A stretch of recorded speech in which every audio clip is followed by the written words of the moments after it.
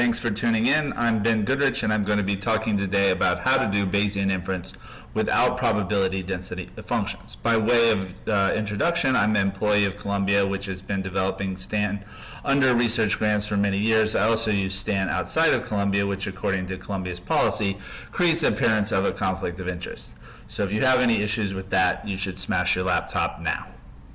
The main thesis of this talk is that most people should not be using probability density functions with STAN. And when I say that, a lot of people react, well, how should we specify priors? Are you saying we should use improper priors? And really the opposite is the case, but probability density functions are so ingrained in our way of talking and our way of teaching about Bayesian inference that people have a hard time imagining there being any other way to specify priors. But there is an alternative, which is to use quantile functions to express prior beliefs about the unknowns, a prior median, a prior interquartile range, etc. And not only are these make it easier to articulate your beliefs about the prior unknowns, if you learn how to use just a handful of quantile functions that are very flexible, that can replace a multitude of well-known probability distributions that are less flexible and lack explicit quantile functions.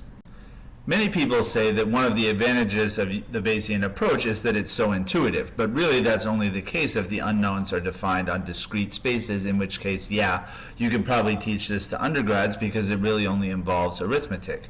However, when using STAN, the parameters and perhaps also the data are going to be defined on continuous spaces, in which case Bayes' rule can still be justified with a lot of measure theory, but it's considerably less intuitive because now it involves many probability density functions. PDFs, which are represented by the little f's in this expression for Bayes' rule here. And my master's students, they've usually taken calculus. They can understand what you mean when you say the PDF is the slope of the CDF, or you can say PDFs are functions that are special because they're restricted to integrate to 1, but that doesn't give them enough intuition as to how to use a probability density function to express their prior beliefs about theta before seeing the data. And I think that's a fundamental limitation. Of course, you can also rewrite Bayes' rule under a change of variables, and that's even less intuitive, and my students absolutely hate it. But what I want to talk about for the rest of my time today is a particular change of variables from theta to p that allows you to put independent standard uniform priors on p, in which case f of p in the numerator in addition to f of x drop out, and you can just say that it's proportional to the likelihood function that needs to be renormalized.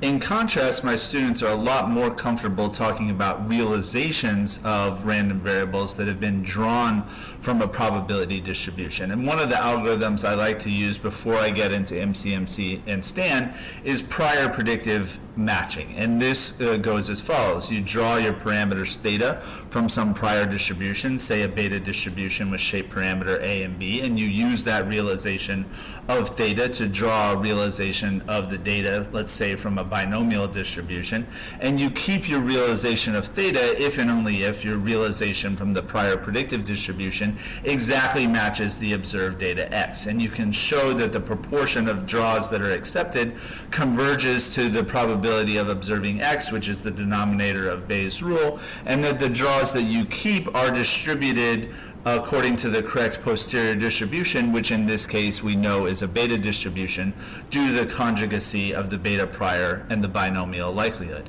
And working with random draws is so intuitive that people insist on using it even when that intuition does not apply. Most notably in the STAN language, the tilde does not read is drawn from. It means to the C++ to add another term to the log target distribution and the C++ code that gets compiled.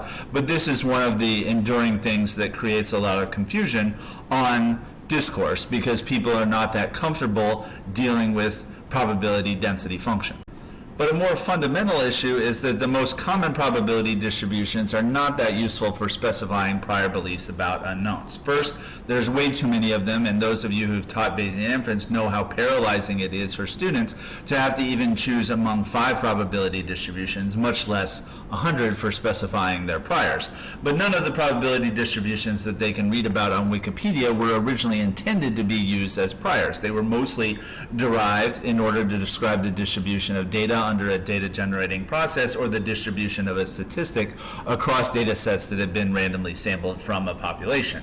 And those probability distributions were derived long ago, long before there were computers, and their primary criterion was that they should have elementary expressions for the expectation and the variance. And I think that is really the Achilles heel of trying to use those same probability distributions to express prior beliefs about unknown parameters, is that people simply do not have prior expectations in their heads, and so this is not a good foundation for specifying prior beliefs about the unknowns. Historically speaking, the prior distribution families were chosen to facilitate Gibbs sampling to make the full conditional distributions be available in closed form so that you could sample from them. Stan doesn't do Gibbs sampling, but we're still under the legacy of a lot of these historical approaches to choosing priors. And I think it's interesting that no one has really asked until relatively recently questions like what probability distributions would be the most useful for expressing prior beliefs about unknowns. You would think that would be a question that would have occurred to Laplace, or if not Laplace, then one of the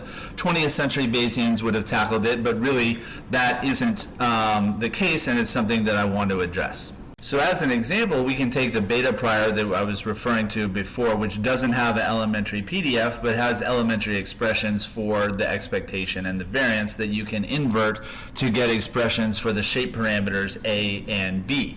Now, if you ask someone what is their prior expectation in this situation, the vast majority of the time they'll say 0.5, not because they did an integral in their head, not because they necessarily have symmetric beliefs, but because 0.5 is the midpoint of the 0-1 interval that the expectation has to be on. But that heuristic does you no good when you're asking about a prior variance, which people have very little intuition about in the first place. And in a situation like this, they'll often choose a prior variance that is too big, so the denominator is greater than the numerator, and the expressions for A and B come out negative, which is inadmissible. But it gets worse. One of the ways that Ed Janes advocated of choosing, you should choose the probability distribution that maximizes entropy subject to the constraints that you're willing to impose, and the beta distribution actually is the maximum entropy distribution among all distributions that have the same expected log theta and expected log 1 minus theta, but people don't have expectations of log theta in their head either, so this is not going to be a comfortable way for them to choose hyperparameters to the beta distribution. To adjust these problems, we need to start talking more about inverse cumulative distribution functions, which are also known as quantile functions. We know the CDF yields the probability that theta is less than or equal to a particular value, so it's an increasing function from the parameter space to the 0-1 interval. Consequently, its inverse has to exist and also be an increasing function, this time from the 0-1 interval to the parameter space. So if you evaluate an inverse CDF at 0.5, you get the median of theta, the value of theta, such that there's just as good a chance it's less than that as there is greater than that. If you evaluate an inverse CDF at 0.25 or 0.75, you get the lower or upper quartiles. The difference between those is the interquartile range. So we can use these to express prior beliefs about unknown parameters in terms of quantiles. But the most important theorem about quantile functions is that if P is a realization from a standard uniform distribution and you push P through inverse CDF to get theta, then theta is a realization from the probability distribution that is characterized by that inverse CDF, and this theorem provides the basis for a lot of algorithms to draw random numbers from particular univariate distributions. So all that seems good, but some people say, well, you have to rely on probability density functions in order to find expectations of parameters. But that's actually not true. Just with the change of variables, you can also define the expectation as the integral over the 0 to 1 space of the inverse CDF. And that, provided the integrals converge, gives you the same expression for the expectation of theta. However, inverse CDFs are usually implicit functions, whereas PDFs are usually explicit functions. So if you wanted to try to tackle these integrals analytically, you'd have to use the latter form. But from a conceptual standpoint, we get the same information from both. Here's an example of how you can use inverse CDFs in place of prior PDFs in a STAN program. So in the data block, we declare the number of observations and the observed outcomes, plus any hyperparameters that go into our inverse CDF transformation. In the parameters block, I've just declared a scalar that's bounded between 0 and 1 and can be interpreted as a cumulative probability. So all the action is really in the transform parameters block, where I define theta by applying some inverse CDF to P, along with any hyperparameters hyperparameters to define my main parameter of interest. And then the only thing I need to do in the model block is build up an expression for the likelihood of P, which is going to be a function of P rather than Y. There's no explicit prior statement for P because it's implicitly uniform using the theorem that I was talking about before. And if we need to draw from the prior predictive distribution or the posterior predictive distribution in the generated quantities, we can do that. Suppose you wanted to use the quantile function of the beta 2,2 distribution in the transform parameters block on the previous slide. You wouldn't be able to do that because it's not implemented in Stan, and it's actually rather difficult because that quantile function is not an explicit function. And in situations like this, numerical approximation literature almost always uses a Chebyshev approximation, setting the known but difficult to evaluate function equal to a weighted sum of these Chebyshev polynomials, which have a recursive definition. Of course, on a finite computer, we're not literally going to evaluate an infinite sum. Rather, we truncate the Chebyshev series for a given finite value of k, and that serves as our approximation to the function that we're interested in. And this is used a lot because the approximation converges as k goes to infinity under weak conditions, and it does so in a nearly minimax way, which is to say it almost minimizes the maximum error to the function you're trying to approximate. So here is the inverse CDF of the beta 2,2 distribution, which I can evaluate numerically in R. It's an increasing function from the cumulative probability space to the parameter space, which in this case also happens to be the 0 to 1 interval. And if I were to approximate this with a Chebyshev polynomial with just one point, it would be a straight line, which is actually the inverse CDF of the standard uniform distribution, which is equivalent to a beta 1,1. And so this is not a great approximation to a beta 2,2, but it does intersect at the median, which is 0.5. However, if I were to use two interior points for the approximation, it's already a much better approximation. If I were to increase the number of points, it doesn't always get better, but it is converging to the function that I'm trying to approximate. But when people say, I want to use a beta 2,2 prior, I don't think they mean that literally. What they mean roughly is they want a prior over the 0-1 interval that is symmetric, and it's a little bit more likely to be in the middle than it is on the extreme edges, and all of these approximations to the beta 2,2 satisfy those criterion, except maybe the first one, which was not quite good enough an approximation. So if all those approximations to the beta 2,2 are just as valid as priors, why not drop the concept of approximating a known function and just specify the quantiles that you want the inverse CDF to run through? And that characterizes what I call the no-name distribution of the first kind. It's this function under the restriction that it be increasing, and the vector of coefficient c is chosen such that the theta function runs exactly through the k+1 quantiles that the user provides. To use the techniques on the previous slide for a random variable that's defined to be non-negative, we can consider the Tweedy distribution, which is basically useless as a prior because it lacks an explicit PDF. However, if we wanted to, we could approximate its inverse CDF using the techniques on the previous slide, but augmenting it with an increasing transformation so that it's defined out to infinity. And so I have this function in R called QNoName1, which inputs a vector of quantiles and outputs the theta function running through those quantiles. So here I'm saying I want a lower bound of 0, no upper bound, a prior median of 2/3, a prior lower quartile of 1/3, a prior upper quartile of 4/3. What's the theta function that runs through those points? And that's given by the dash line here, which is intended to roughly approximate the Tweedy distribution that I can evaluate numerically on the solid line. And we can see it's a good approximation for most of the range. There's a little bit of a discrepancy in the upper tail, but moreover, the function I've defined runs exactly through the three quantiles that I gave it. It has a lower bound of 0, and it's an increasing function. So it's arguably just as good a representation of my prior beliefs as any actual Tweedy distribution would have been.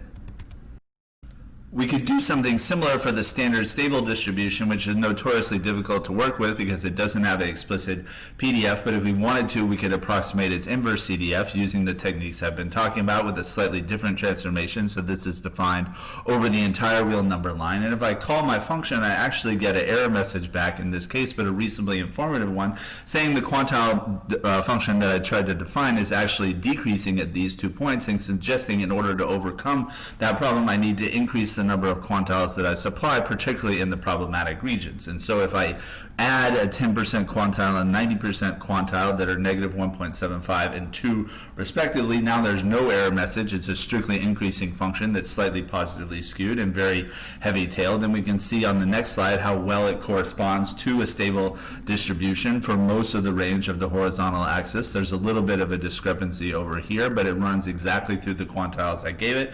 It's an increasing function, and so it arguably represents my prior beliefs better than any actual standard stable distribution would have. So to tie these ideas together, I want to talk about constant elasticity of substitution models, which are very important in economics. And so an example of one is given on the top line here. It has 4 observable variables, value added, and 3 inputs, capital, energy, and labor. It has a number of unknown parameters that enter in a nonlinear way, the most important of which is sigma 1, which is related to rho 1 in a fairly simple way. So sigma 1 is the elasticity between labor and capital, also between labor and energy. And that's the primary parameter that you want to estimate in a model like this.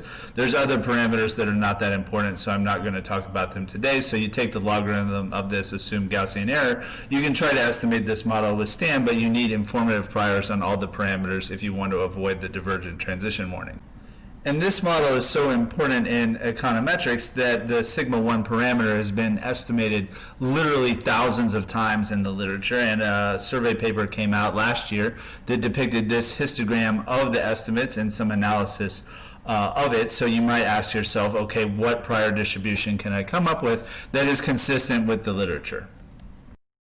So we can do as we did before to define a quantile function over the non-negative real numbers by calling our function with these quantiles, a median of 0.5, etc. If you don't want to plot the quantile function, you always have the option of putting a whole bunch of random uniforms through your quantile function and plotting the histogram, or in this case the frequency polygon of the results, to see how closely that corresponds to the histogram from the literature that we saw in the previous slide.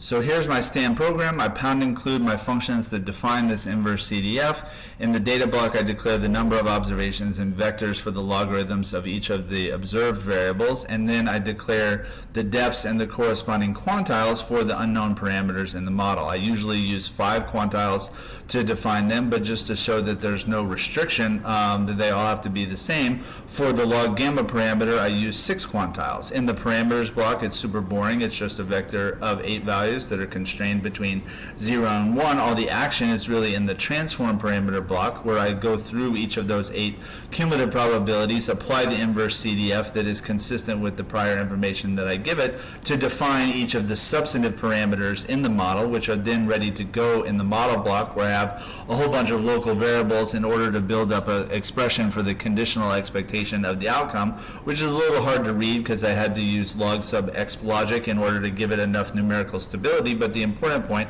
is just that there's a single log likelihood statement for the parameters, and consequently the maximum likelihood estimates, which are the same as the posterior mode, are completely unaffected by the transformations that I do, and so they're determined entirely by the data. But the rest of the posterior distribution is affected by the information that's conveyed by these transformations along with the data, and that's what maximum likelihood estimation ignores.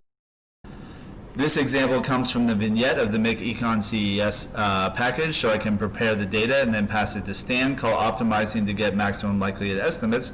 But I find that the estimate of the delta parameter is on the boundary of the parameter space, which violates the regulatory conditions that is necessary to justify maximum likelihood estimation in the first place.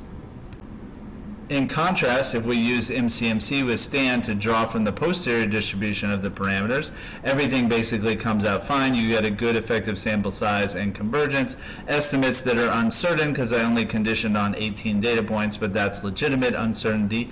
The average likelihood is about 83 as compared to the maximum likelihood of 93, which again emphasizes this point that the posterior mode is usually outside the typical set of the posterior distribution and has no influence on the posterior mean, the posterior median, or anything else that's essential to a Bayesian analysis.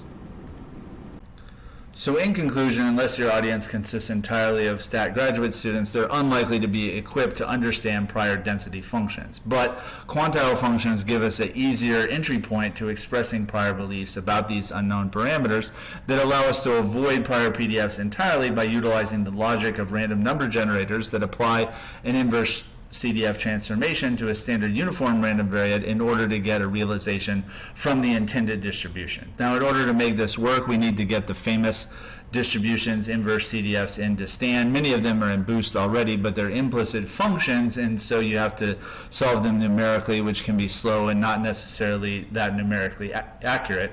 And what I want to leave you with is this idea that instead of choosing a prior distribution from a list, you should build a prior distribution by building an increasing inverse CDF that goes through the quantiles you want, and then its correspondence or lack thereof to a famous distribution is irrelevant because it corresponds exactly to the prior information that you gave it. And here's some references to using inverse CDFs along with Chebyshev approximations and the economics example that I used. So with that, I'm looking forward to your questions and comments.